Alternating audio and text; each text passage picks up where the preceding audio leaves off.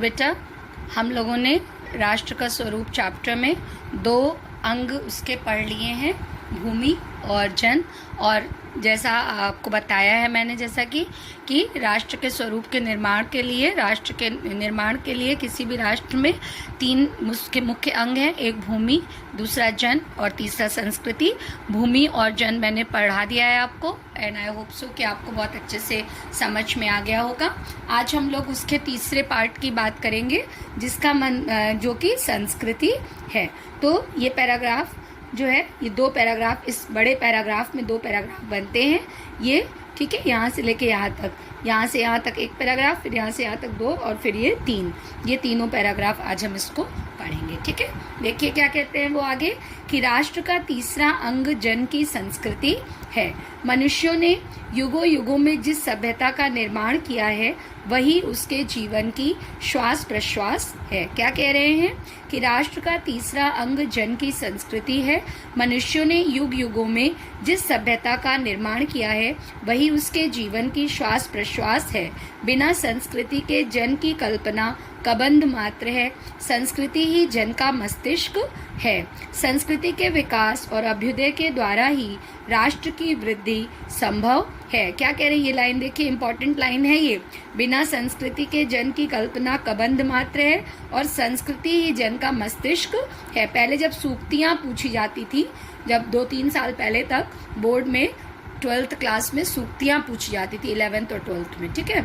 तो यहाँ सूक्ति में आता था कि एक मेन पॉइंट पैराग्राफ का, तो ये वही मेन पॉइंट या मेन लाइन है, मेन पंक्ति है। संस्कृति ही जन का मस्तिष्क है। संस्कृति के विकास और अभ्युदय के द्वारा ही राष्ट्र की वृद्धि संभव है। राष्ट्र के समग्र रूप में भूमि और जन के साथ साथ जन की संस्कृति का महत्वपूर्ण स्थान है। यदि भूमि और जन अपनी संस्कृति से विरहित कर दिए जाएं तो राष्ट्र का लोप समझना चाहिए। फिर ये एक दूसरी बहुत इंपॉर्टेंट लाइन है, आपकी पूरी बुक की इंपॉर्टेंट लाइन जिसे आप कह सकते हैं। और बहुत कुछ, ये केवल एग्जामिनेशन पॉइंट ऑफ व्यू से नहीं बल्कि जीवन के लिए भी, जो हम कहते हैं कि गिव द मॉरल वैल्यूज, है ना, वो मॉरल वैल्यू है ये आपकी, कि जीवन के विटप का पुष्प संस्कृति है। विटप मतलब पेड़, जीवन का विटप मतलब रूपक अलंकार है। जीवन किसकी तरह है यहाँ पर, विटप की तरह, पेड़ की तरह, और उसका पुष्प जो है वो संस्कृति है। जीवन के विटप का पुष्प संस्कृति है। संस्कृति के सौंदर्य और सौरभ में ही राष्ट्रीय जन के जीवन का सौंदर्य और यश अंतर्निहित है। क्या कह रहे हैं वो लास्ट लाइन, कि संस्कृति के सौंदर्य और सौरभ में ही राष्ट्रीय जन के जीवन का सौंदर्य और यश अंतर्निहित है। So first see from here to here, ये पैराग्राफ हम लोग देखेंगे। क्या कह रहे हैं वो, कि लेखक यहाँ पर, सबसे पहले प्रसंग आप बताएंगे कि लेखक यहाँ पर राष्ट्र के तीसरे अनिवार्य अंग संस्कृति के अर्थ के बारे में और उसका वास्तव में क्या तात्पर्य है उस पर अपने विचार प्रस्तुत कर रहा है, ठीक है। क्या कर रहे हैं लेखक यहाँ पर इस अवतरण में, इस पैराग्राफ में, या आपसे अगर कोई विशेष पंक्ति पूछी जाएगी तो उसमें जीवन के या राष्ट्र के तृतीय अनिवार्य अंग जो संस्कृति है उसके बारे में तात्पर्य उसका बता रहे हैं, उसका अर्थ बता रहे हैं और उस पर अपने विचार प्रस्तुत कर रहे हैं कि वास्तव में ये संस्कृति जो है वो क्या है, ठीक है। तो संस्कृति, अब राष्ट्र का तीसरा अंग, यहीं से शुरू करते हैं हम लाइन बाय लाइन। राष्ट्र का तीसरा अंग जन की संस्कृति है, मतलब कि संस्कृति जो है वो राष्ट्र का तीसरा अंग है। और मनुष्यों ने युगों युगों में जिस सभ्यता का निर्माण किया है वही उसके जीवन की श्वास प्रश्वास है। और बिना संस्कृति के जन की कल्पना कबंध मात्र है। संस्कृति ही जन का मस्तिष्क है। क्या मतलब हुआ इसका मतलब ये हुआ, कबंध मतलब क्या होता है, कबंध मतलब होता है बिना सिर के, जिस व्यक्ति का केवल धड़ हो, है ना, सिर ना हो, ठीक है, सिर ना हो मतलब वो मर चुका हो, वो बात यहाँ पर हो रही है।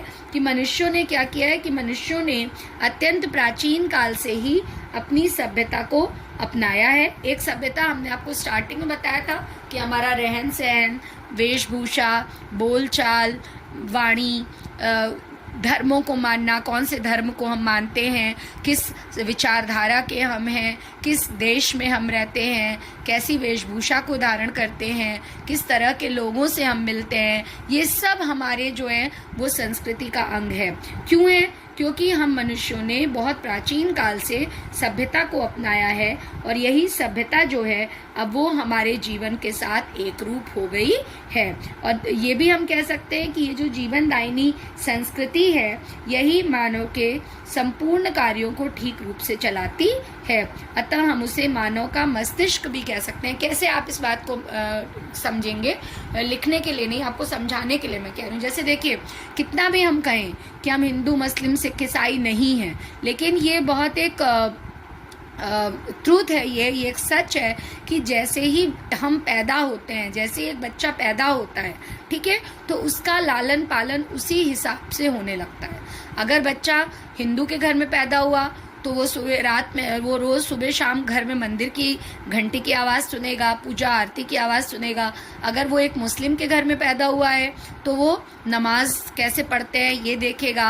अगर वो एक क्रिश्चियन के घर में पैदा हुआ है तो उसको पता चलेगा कि हर संडे को चर्च जाते हैं, वहाँ कैंडल जलाते हैं, ठीक है। तो इस तरह से सभी धर्मों में, और फिर धर्मों में भी जो जातियाँ और अंतर जातियाँ हैं या जिन लोगों से हम मिल रहे हैं, हम उन चीज़ों को चाहते हुए भी और ना चाहते हुए भी बचपन से हम आत्मसात करते जाते हैं बेटा, और यही वास्तव में हमारी सभ्यता बन जाती है। अब अगर हम एक हिंदू के घर में पैदा हुए हैं और हम मंदिर में रोज़ दिया जलाना देख रहे हैं तो हम उसको देख करके ही बड़े हो रहे हैं और बड़े होने पर हम भी वही करेंगे। छोटे छोटे बच्चे जो आप देखिए मुस्लिम्स के घर में कैसे नमाज पढ़ते हैं, तो वो क्या है? वो वास्तव में एक सभ्यता का अंग है।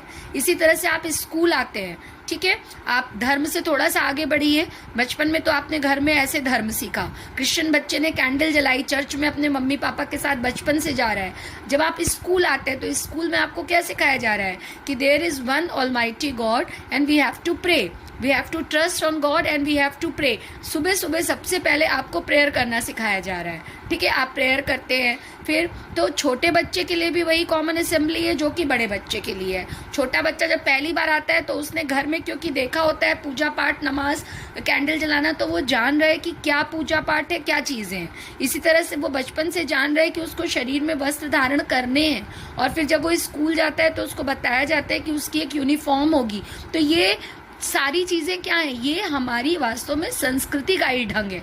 और फिर हम धीरे धीरे इससे बड़े होते जाते हैं। और फिर एक कॉमन असेंबली, आप 6 to 12 हमारा स्कूल है तो 6 क्लास में जो असेंबली जब चलती है यहाँ पर, तो चाहे वो 6 क्लास का बच्चा करता है चाहे 12 क्लास का बच्चा करता है, सारे बच्चे उसको सुन रहे हैं ना, तो सब बच्चों पे उसका असर पड़ रहा उनके मस्तिष्क के आधार पर। तो संस्कृति वास्तव में क्या है कि हम किस घर में जन्म ले रहे हैं, हमारे घर में हमारे माता पिता कैसे हैं, फिर हम किस धर्म को मान रहे हैं, फिर हम थोड़े बड़े हो रहे हैं, अपने पड़ोस में जा रहे हैं, वहाँ पर कौन से लोग हैं, किस तरह के लोग हैं, वो कैसे उठ बैठ रहे हैं, हम उनके साथ खेल कूद रहे हैं। फिर हम स्कूल आ रहे हैं, स्कूल एक रूल को फॉलो कर रहा है ना, कि सुबह प्रेयर होगी, असेंबली होगी, हम टीचर्स को विश करेंगे, स्टूडेंट से हेलो हाय बोलेंगे, फिर सिस्टर को, प्रिंसिपल को विश करेंगे, उसके बाद एक बेल बजेगी और क्लासरूम शुरू हो जाएंगे। अब बच्चे को ये समझ में आ गया कि स्कूल में ऐसे रहना है, ये स्कूल की संस्कृति हो गई। घर में हमको कैसे रहना है वो हमको बचपन से बताया जा रहा है। आप अपनी दादी नानी के घर जा रहे हैं, वहाँ पे आपको कैसे रहना है वो आपको बताया जा रहा है। तो कुल मिलाकर के इस संस्कृति और सभ्यता से ही हमारा विकास हो रहा है। और वास्तव में हमारी ये जो जीवनदायिनी संस्कृति है यही मनुष्य के संपूर्ण कार्यों को ठीक रूप से चलाती है। देखिए, ये जो कह रहे हैं कि मनुष्यों ने युगों युगों में जिस सभ्यता का निर्माण किया है वही उसके जीवन की श्वास प्रश्वास, यहाँ तक कि हम सांस भी लेते हैं। आप सुबह देर से उठते हैं लेकिन आपकी मम्मी का गुस्सा शुरू हो जाता है आजकल कि तुम उठी नहीं, तुमने नहाया नहीं, तुमने पूजा नहीं की, तुमने नमाज नहीं पढ़ी, क्यों? या तुमने, मान लो अगर आपका कर्म इस समय पढ़ाई करना है तो तुम पढ़ नहीं रही हो, तुम देखो टीचर्स ने वीडियोस भेज दिए होंगे, तुम लोग देख नहीं रहे हो। कैसे एक डिसिप्लिन को फॉलो करना।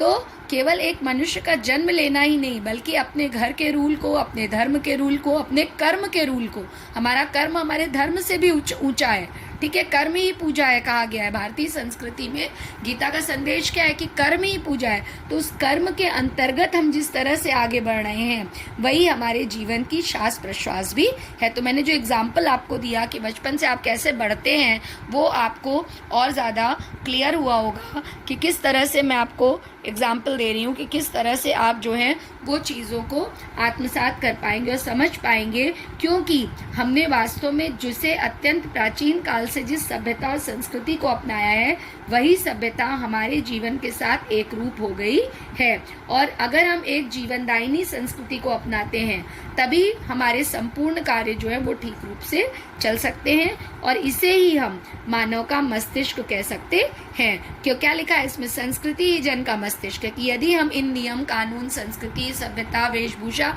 के हिसाब से चलते हैं तो यही हमारे मस्तिष्क को चलाती है। ठीक है।